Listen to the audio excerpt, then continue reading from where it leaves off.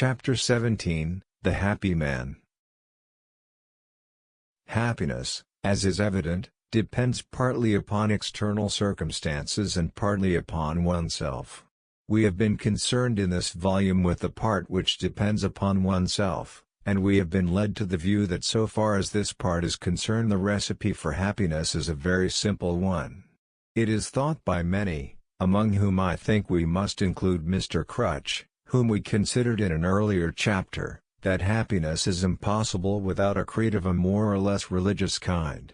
It is thought by many who are themselves unhappy that their sorrows have complicated and highly intellectualized sources.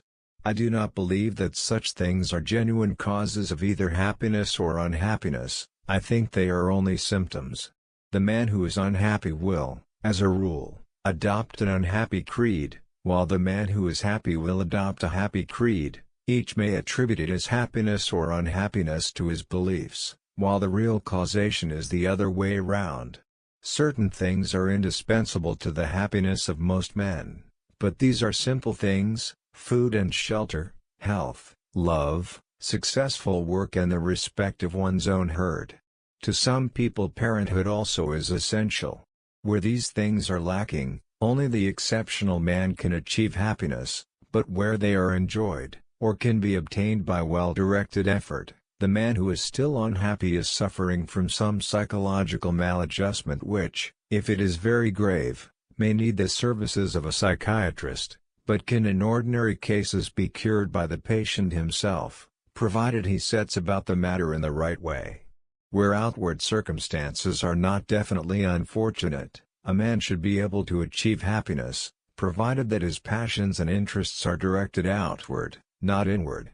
It should be our endeavor therefore, both in education and in attempts to adjust ourselves to the world, to aim at avoiding self-centered passions and at acquiring those affections and those interests which will prevent our thoughts from dwelling perpetually upon ourselves. It is not the nature of most men to be happy in a prison, and the passions which shut us up in ourselves constitute one of the worst kinds of prisons. Among such passions some of the commonest are fear, envy, the sense of sin, self-pity and self-admiration.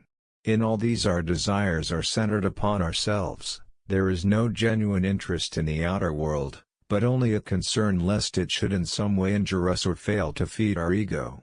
Fear is the principal reason why men are so unwilling to admit facts and so anxious to wrap themselves round in a warm garment of myth.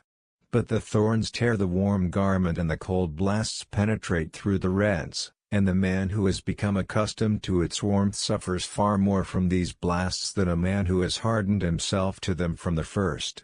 Moreover, those who deceive themselves generally know at bottom that they are doing so, and live in a state of apprehension lest some untoward event should force unwelcome realizations upon them.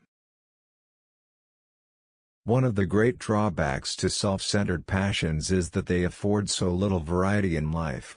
The man who loves only himself cannot, it is true, be accused of promiscuity in his affections, but he is bound in the end to suffer intolerable boredom from the invariable sameness of the object of his devotion. The man who suffers from a sense of sin is suffering from a particular kind of self-love. In all this vast universe the thing that appears to him of most importance is that he himself should be virtuous. It is a grave defect in certain forms of traditional religion that they have encouraged this particular kind of self-absorption.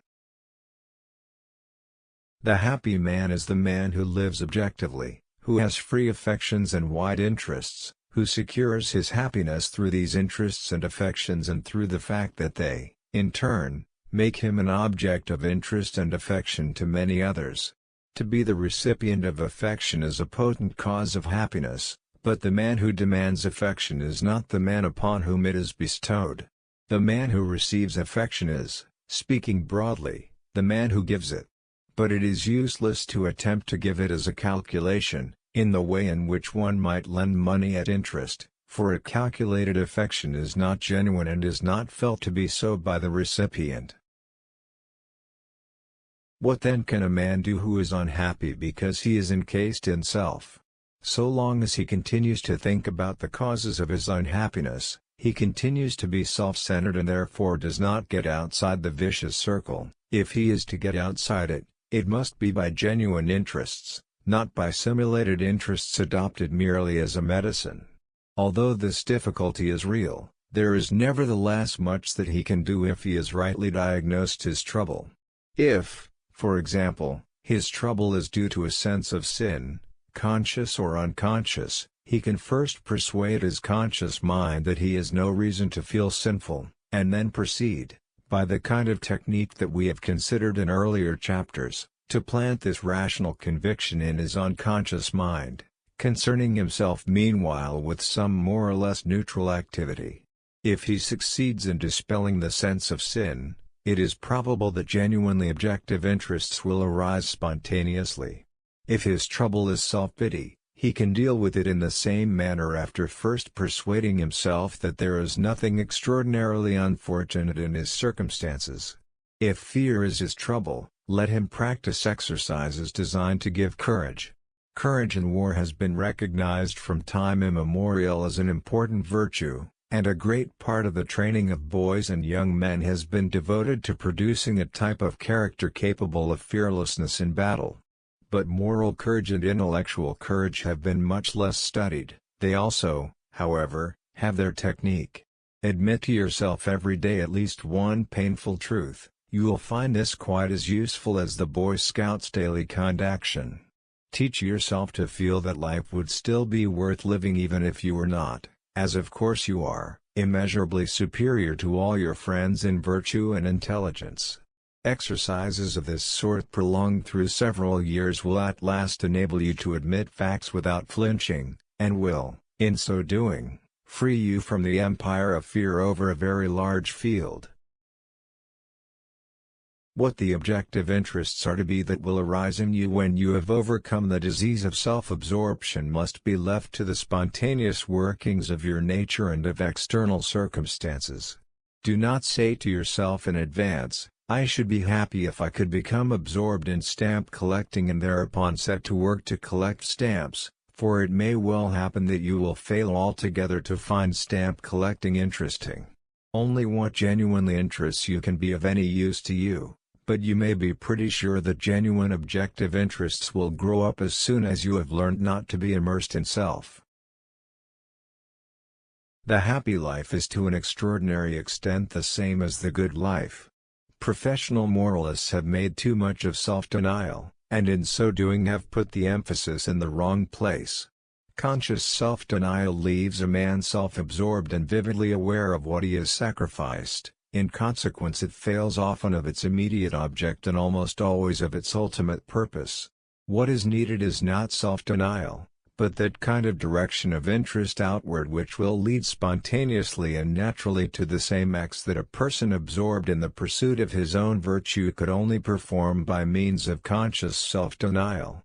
I have written in this book as a hedonist, that is to say, as one who regards happiness as the good, but the acts to be recommended from the point of view of the hedonist are on the whole the same as those to be recommended by the sane moralist. The moralist, however, is too apt, though this is not, of course, universally true, to stress the act rather than the state of mind. The effects of an act upon the agent will be widely different, according to his state of mind at the moment. If you see a child drowning and save it as the result of a direct impulse to bring help, you will emerge none the worse morally. If, on the other hand, you say to yourself, "It is the part of virtue to succor the helpless, and I wish to be a virtuous man, therefore I must save this child," you will be an even worse man afterwards than you were before. What applies in this extreme case applies in many other instances that are less obvious. There is another difference, somewhat more subtle, between the attitude towards life that I have been recommending and that which is recommended by the traditional moralists. The traditional moralist, for example, will say that love should be unselfish. In a certain sense he is right, that is to say, it should not be selfish beyond a point, but it should undoubtedly be of such a nature that one's own happiness is bound up in its success. If a man were to invite a lady to marry him on the ground that he ardently desired her happiness and at the same time considered that she would afford him ideal opportunities of self-abnegation, I think it may be doubted whether she would be altogether pleased. Undoubtedly we should desire the happiness of those whom we love, but not as an alternative to our own. In fact, the whole antithesis between self and the rest of the world, which is implied in the doctrine of self-denial, disappears as soon as we have any genuine interest in persons or things outside ourselves. Through such interests a man comes to feel himself part of the stream of life, not a hard separate entity like a billiard ball, which can have no relation with other such entities except that of collision. All unhappiness depends upon some kind of disintegration or lack of integration. There is disintegration within the self through lack of coordination between the conscious and the unconscious mind. There is lack of integration between the self and society where the two are not knit together by the force of objective interests and affections. The happy man is the man who does not suffer from either of these failures of unity, whose personality is neither divided against itself nor pitted against the world. Such a man feels himself a citizen of the universe, enjoying freely the spectacle that it offers and the joys that it affords, untroubled by the thought of death because he feels himself not really separate from those who will come after him. It is in such profound instinctive union with the stream of life that the greatest joy is to be found.